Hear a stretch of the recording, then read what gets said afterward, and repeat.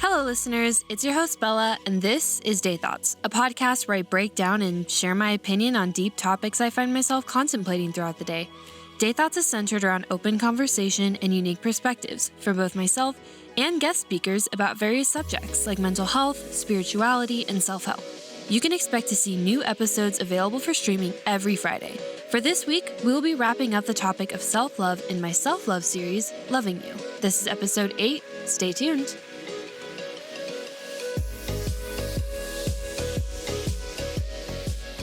Hello, and welcome back, listeners. Thank you so much for tuning in to the last episode of my self-love series. If you have streamed every episode up to now, I hope that you have enjoyed this series. I hope that it's been helpful to you and uplifting and hopefully an opportunity for you to jump on board and start learning how to love yourself.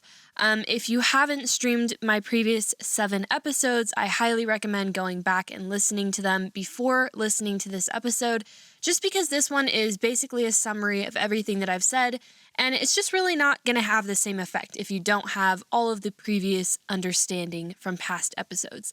If you want to do that, you can find all of the platforms where my podcast is available on my main website, which is gordalmicross.com. That will be linked in the description of this episode on all platforms. So yeah, without further ado, let's jump right in. All right, well, here we are. We've finally reached the end. Are you guys happy about that or sad about that? I actually posted a poll on my Instagram, I think it was Sunday, and I just was kind of asking for feedback on how you guys are feeling about Day Thoughts.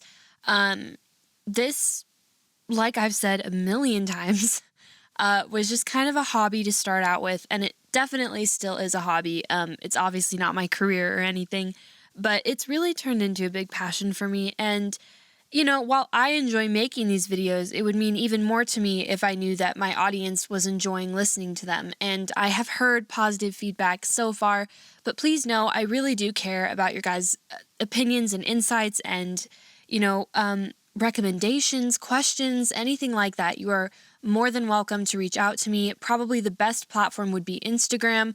My Instagram is always linked in all of the descriptions of my episodes. But anyways, so this episode is just going to kind of quickly cover the highlights of each episode from this series. And then I'm going to wrap up with some final pieces of advice. And then I will give you guys a quick little introduction into my next series, which is coming soon.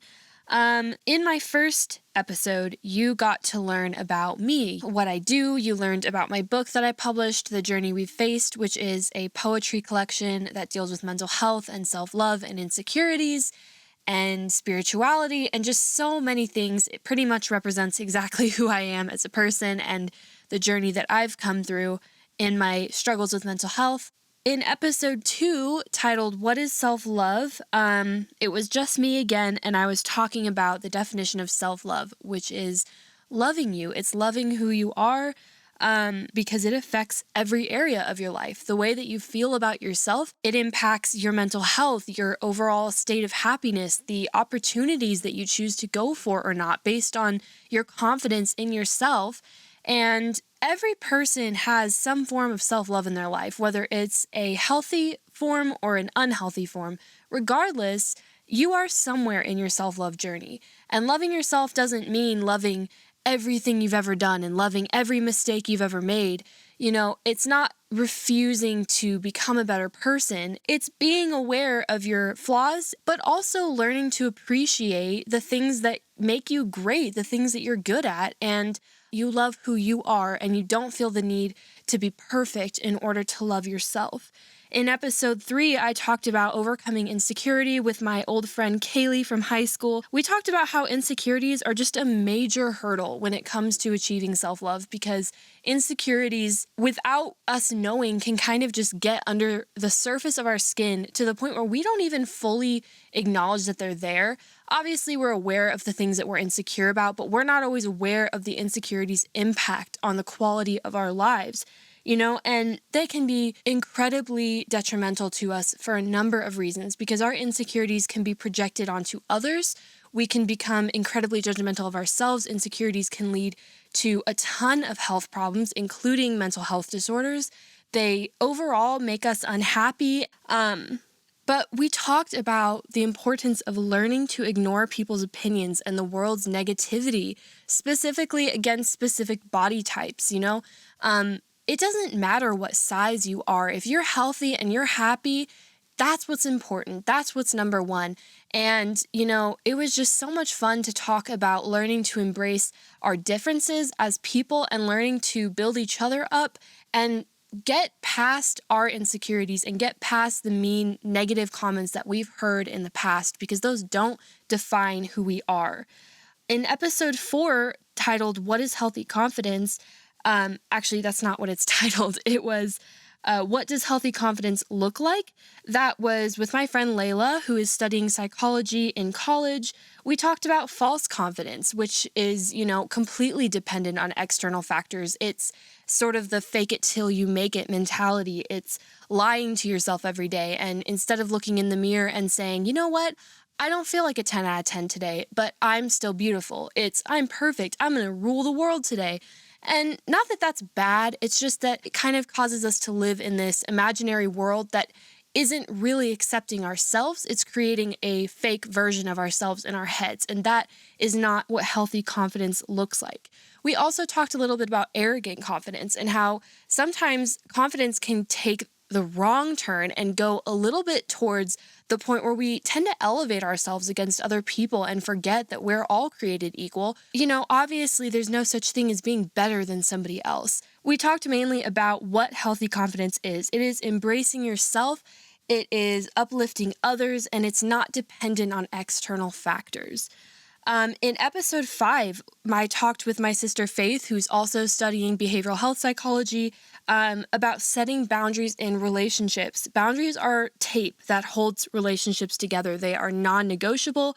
They are not the same thing as a compromise. They are forms of protection against past triggers and trauma that someone has experienced in life. And setting boundaries is a huge form of self-love because it's prioritizing your needs and it's making others prioritize them as well. They need to be established at the beginning of a relationship because when they are not, sometimes someone may cross the line on accident, not knowing, and the relationship cannot be fixed after that. That's why it's so important to know yourself, to be aware of your triggers, and to be willing to set your boundaries right off the bat. There needs to be action when a boundary is crossed. You need to be willing to address it and do what's necessary to make that stop. If someone sets a boundary that just doesn't make sense to you, you don't necessarily agree with it, you think maybe it's even a little bit unreasonable, just beware that that person knows the difference between being manipulative and using a quote-unquote boundary to try to control you versus setting a boundary in the form of protection for themselves. I hope that summary made sense. It was a very complicated topic, so I just recommend going back and listening to that episode. And then in episode 6, I talked about only stable relationships and how relationships affect every area of your life. The way we've been treated in the past often shapes the people that we are today. Unhealthy relationships can be incredibly damaging, and they often have lasting effects on us. So even once we've managed to get out of a toxic dynamic, we may be carrying that baggage into other relationships. And when I talk about relationships, I'm not just referring to a romantic relationship. I'm talking any kind of dynamic, a friendship, relationships with family members, authoritative figures, all of that. And healthy relationships are life-giving and something that we should absolutely put effort into so that we can keep people in our lives that are, helpful to us and loving to us and have our best interest at heart. It's important to, if you discover that you're in a toxic dynamic, to be willing to just sit down, talk things out if that's safe, maybe distance yourself, do whatever is necessary to get out of that dynamic as quickly as possible, because it is possible to not see red flags. And so that's why it's important as people that love other people to warn them when we see warning signs and to just be willing to hear the opinions of people that we know love us and have our best interest at heart. And if someone is telling us, hey, this person, I'm seeing a couple of things that I'm not really liking, I don't like the way they treat you, I think you should just be aware of that. That's definitely something that we need to pay attention to. There is a difference between a mistake and a pattern. In episode 7, I talked with my sister Avery about overcoming societal standards. Avery is the one who illustrated my poetry collection. She and I have an incredibly close bond. We talked about how society tries to define who we should be, how we should look, what we should do, and society also causes us to make assumptions about other people. We unknowingly project societal standards onto other people and onto ourselves. But don't limit yourself because of society, and don't be so trusting of social media, comparing yourself to other people that have created beauty standards that don't physically exist. They're not biologically possible. It's important that we don't let crowds determine our actions. If someone is passionate about doing something, they should absolutely go out there and do it and have faith that it will work out, regardless of how many people are supporting them or tearing them down or whatever, because at the end of the day, societal standards are impossible to meet. They were set by people that couldn't even meet them themselves, and they continue to change as time goes on. I mean, even look at beauty standards, which are completely different now than they ever were even 50 years ago. So stop chasing perfect standards and chase your dreams instead. And today, this is my final thoughts. Truthfully, I would just say prioritize self-love, understand the importance of it, the effect that it has on your life, encourage other people. If you see people struggling with their image and the way that they feel about themselves, I highly recommend that you take them under your wing and love them and shape them and encourage them in the best way that you can. Practice keeping around healthy company, people that uplift you and have your back and don't lie to you and manipulate you. People that want the best for you and have similar goals as you. Those are the people that you want to keep around.